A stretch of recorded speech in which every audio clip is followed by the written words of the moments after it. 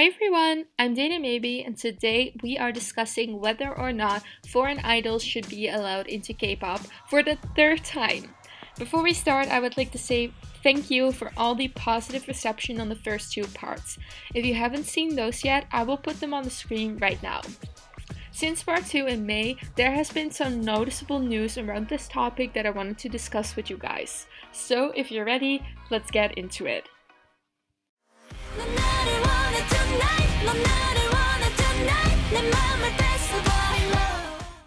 Blackswan is a girl group who debuted on October 16th as a 5-member group under DR Music. Usually, girl groups in smaller companies like these get very little attention, but what stood out about Blackswan is that they actually aren't a new group. They are a new version of the infamous group BP Rania. For those who don't know who BP Rania is, Rania debuted in 2011 with 8 members. From debut, they have basically been cursed, with numerous scandals involving member changes and their inappropriate concepts. The most known controversy started when Rania rebranded itself as Black Pearl Rania, while also adding an African American member to their group named Alex. Throughout her entire career as an idol, she was mistreated badly. She made history, but was not done justice in any way. If you were wondering, yes, the Black Pearl in BP Rania actually is referring to Alex. Yeah, I know. Anyways, long story short, the group was never really successful and was set up to fail from the start. They kept adding and losing members and it was just a big mess. When they finally disbanded in mid-2020, they were left with 4 members. At that time, it was announced that BP Rania would officially re-debut as Blackswan, with 1 member of the remaining 4 leaving and 2 new members being added. Those members are Fatou and yuDay. Now that we've been through the backstory, I'll give my opinion on Blackswan itself first, regardless of the members. I totally loved their debut song. I think it was great. But I think we all know Blackswan is not going to succeed. One of the members already left, and since their debut album was literally called Goodbye Rania, it seems very obvious to me that the company does not have plans to really take this re-debuting thing seriously. So let's get into what we are actually discussing today. By looking at the pictures I just showed you, you can probably tell that we will be discussing Fatou. But you know what the thing is? That is exactly the problem. Because Fatou is not the only foreign member in the group. Leia, who was one of the remaining 4 from Rania, previously known as Larissa, is also not Korean. She is half Brazilian and half Japanese. You probably would not have guessed that from her pictures. Now that you know this, here's a sad fact. It is only Fatou who gets negative feedback. I have already discussed this last time when I talked about Zong Feifei. It is very obvious that the problems Fatou faces has nothing to do with her nationality, but everything with the color of her skin. The difference in treatment between Fatou and Leia from the international public is absolutely disgusting. This proves that if you are Asian passing, fans don't even care about where you're from. I have not seen anyone hating on Leia for being Brazilian, while everyone has something to say about Fatou being Senegalese. From this point on, the rest of this section is about Fatou, because Leia simply does not experience the same type of discrimination. But I wanted to mention this because it is important to recognize why people are doubting foreigners in K-pop. Do they really just want full-on Asians, or is there colorism involved? Something to think about, especially if you got this mindset within your own. But moving on, let's get into Fatou herself a bit more. She is currently 25 years old, and before she moved to Korea, she lived in Belgium. She speaks English, French, German, Dutch, and Korean. It took her 1.5 years to learn to speak Korean fluently, and she trained for about 1 year. Before she became an idol, she was a professional model and did K-pop dance covers at home. She was basically just a normal sweet girl who loves K-pop just like we do, who had a dream and went for it. A similar story to that of Alex.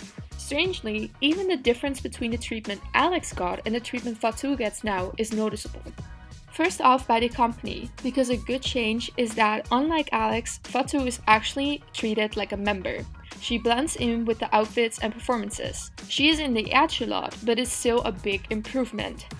Negative changes, however, are noticeable in how international fans react to her. When I saw these comments on a TikTok showing her rap part in Tonight, I genuinely felt so disgusted with this community. I'm just gonna leave these screenshots here for a bit, pause to read. I don't even have words.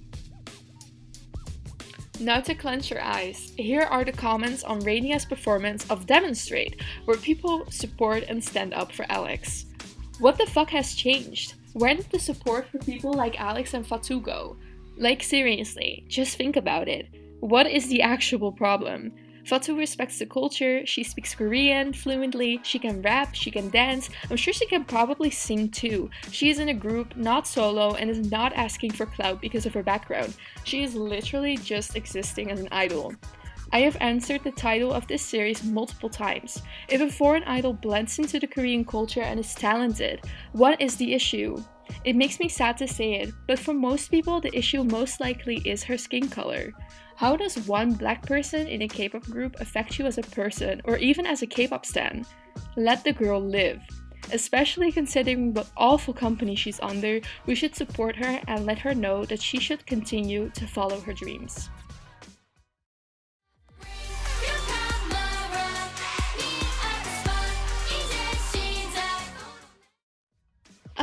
Kaachi. One of the drama highlights of 2020. Who doesn't know them at this point? If you seriously don't, watch my previous video first for a background story. Last November they came back with a song called Photo Magic, and I wanted to give my opinion on the song and an updated opinion about Kaachi as a whole. Before we start with that though, I wanted to address something.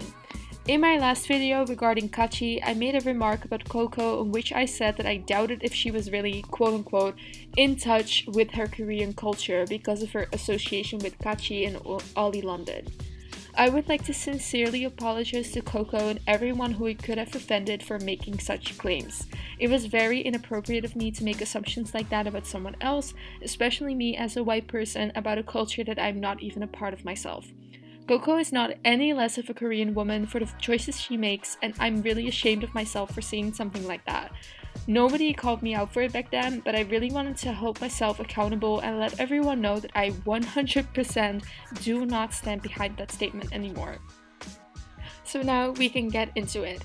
Starting off with the comeback itself. I like it. The verses sound good, I love the rap bits, and the pre-chorus builds up enough hype for the chorus itself, which is super catchy. My favorite thing about the song is definitely the instrumental, especially in the dance break it sounds so good. But the most noticeable thing about this song is the improvement in quality.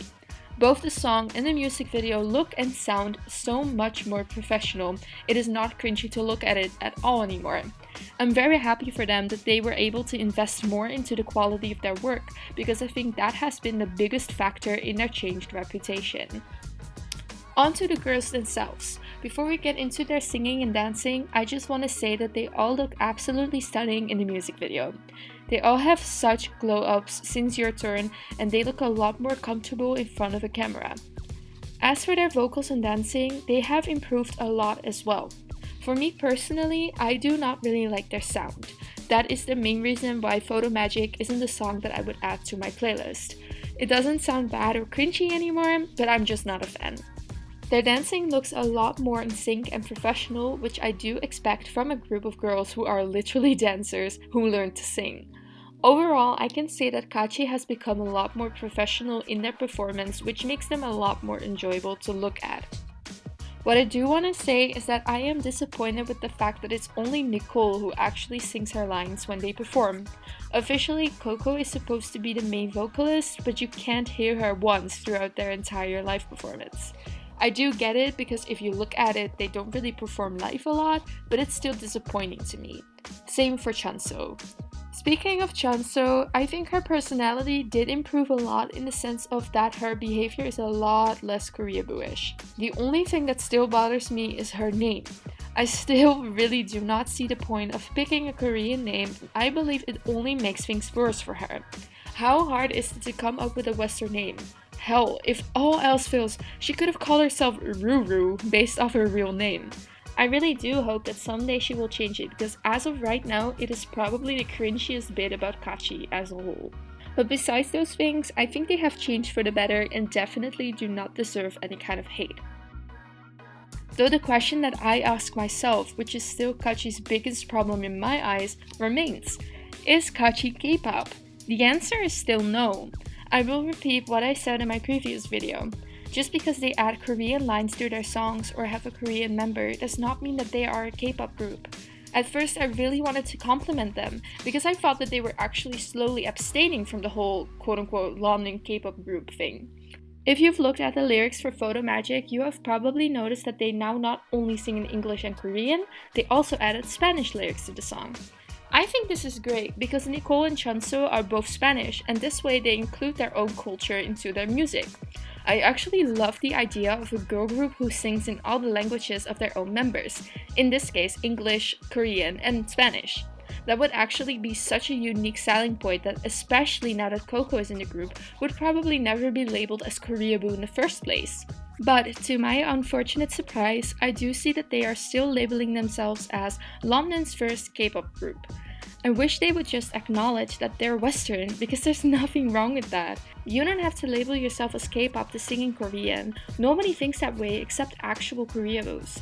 At this point, nobody actually hates them anymore. If they would lose the K-pop label, they could exist in peace and people would leave them alone.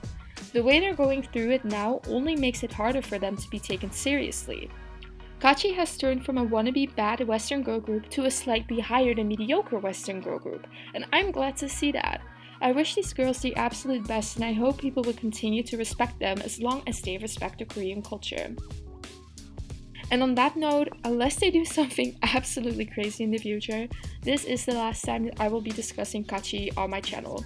I wanted to do a follow-up because their positive change deserve to be acknowledged, but at the end of the day, they are a non-K-pop girl group that I'm not even a fan of, so there's no need to discuss them further on my channel. And that's it for today. Thank you for watching. What do you think of Blackswan and Kaachi? Let me know down below. Please keep the comments respectful, and like last time, I would like to ask you guys to not leave comments asking me if you should audition to become an idol. I'm not commenting on that. Anyways, I hope you guys have a lovely day or a lovely night. Bye!